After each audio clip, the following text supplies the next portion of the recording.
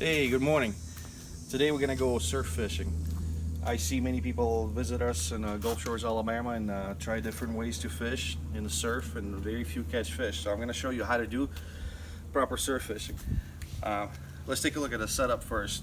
We have pretty much can use any type of rod. I prefer a 10-foot rod, and I use 20-pound monofilament line, high visibility. And the reason I choose high visibility is because we're going to be on the beach where there's people walking by. We don't want them walking in our line, and fish really does not care about the color of your line, so that works for us. Now, before we do anything, let's talk about rigging that's going to go down here. All right, so we have our barrel snap hook attached to the fishing line from the rod. We're going to use these Pompano rig hooks. It comes already with a harness. You have 3 hooks and attachment for the weight. So here's how it looks and works. You attach the swivel barrel onto snap hook to the line, and then you take a weight that you're going to use depending on surf conditions. So we'll start off with a 2-ounce weight. That's my favorite usually. It works every time. And that goes on here.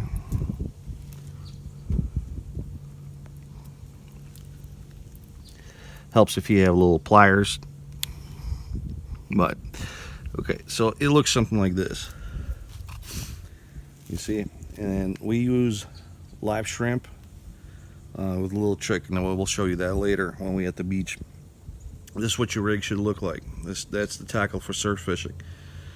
There are variations to it. You can use metal leaders.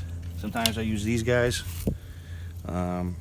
But same thing, it just spreads out the hooks. So we're going to start with 3 hooks and 2-ounce weight, and I'll see you at the beach. All right, as you can see, we're at the beach. Beautiful day here in the Gulf Coast. We're right at the Fort Morgan, not far from Mobile Bay entrance. This is usually a productive spot in this area, away from the condos and all the tourists. So let's talk about bait at first. Now, everybody's got their own thing. I'm going to tell you what works for me, and that is live shrimp. Everything else is, I've tried everything, artificial baits and all that. Nothing works like live shrimp. So some people take the whole shrimp. What I do is I take it right here, I twist the head, I throw it away. That creates a nice juice trail in the water, and just feeds the feeding frenzy. So once you have the tail like this, take your hook.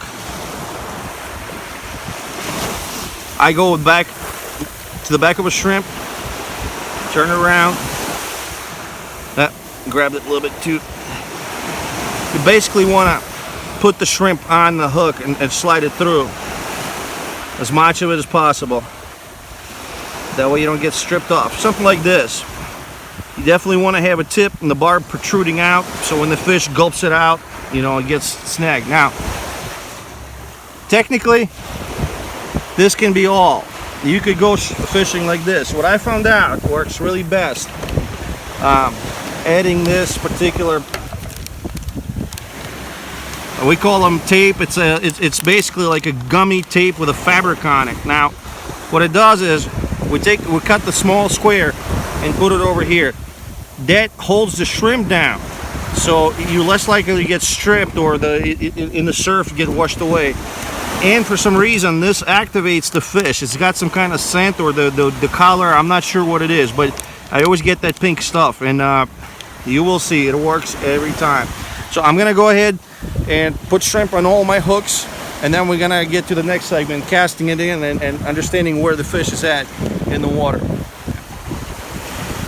All right, we got our shrimp on. I cut that pink tape, as you can see, in little squares, and I'm putting that behind the shrimp, so get the barb through. It's got fabric in there, so make sure you get the barb through like this. So now you kind of got this consistency.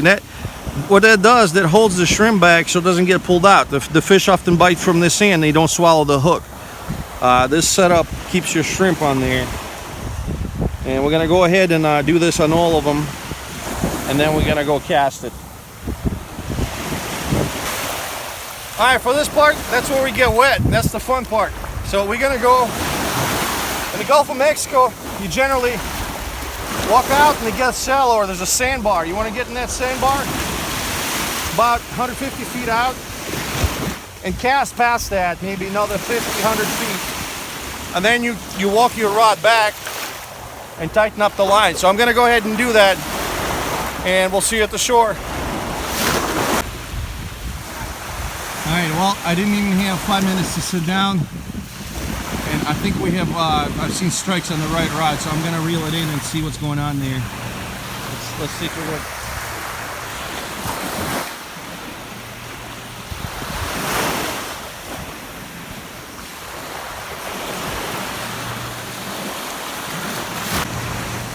If anything, if you suspect fish strikes, check for strip bait.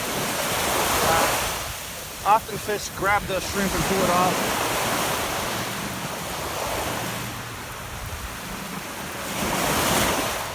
Yep.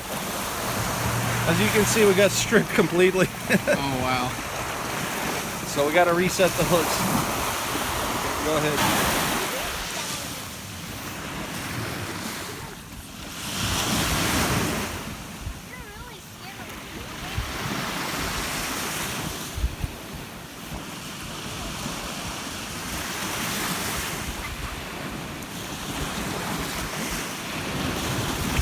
Yeah, get it through the midsection.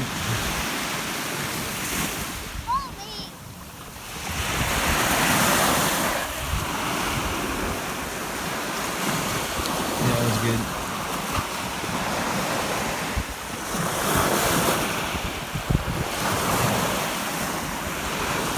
Okay, you ready to cast?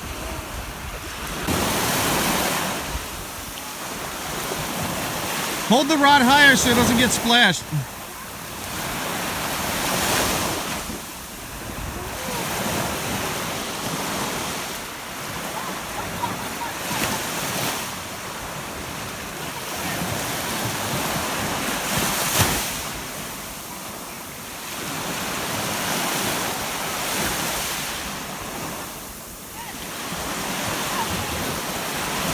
Hey, go left!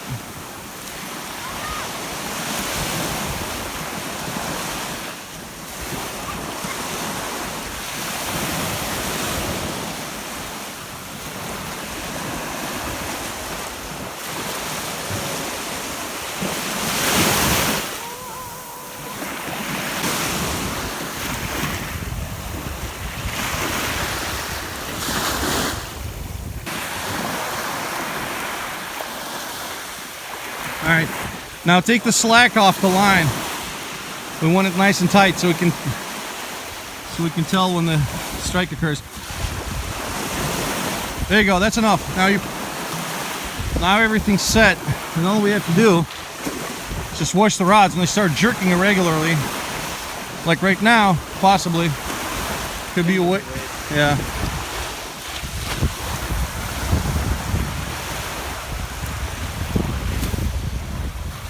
At this point, you'll grab cold beer or whatever else you got, sit and wait. Right? Right. That's the best part of fishing.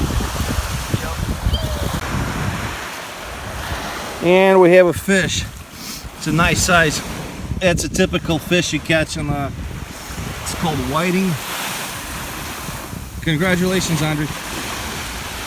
Oh yeah. So go ahead, let's get. We're not gonna keep it. We could. It's good eating, but today we're just gonna catch and focus it.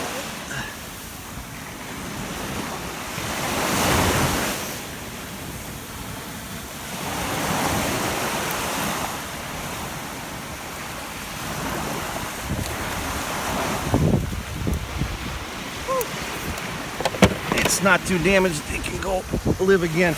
Here. Go throw it out, Adam.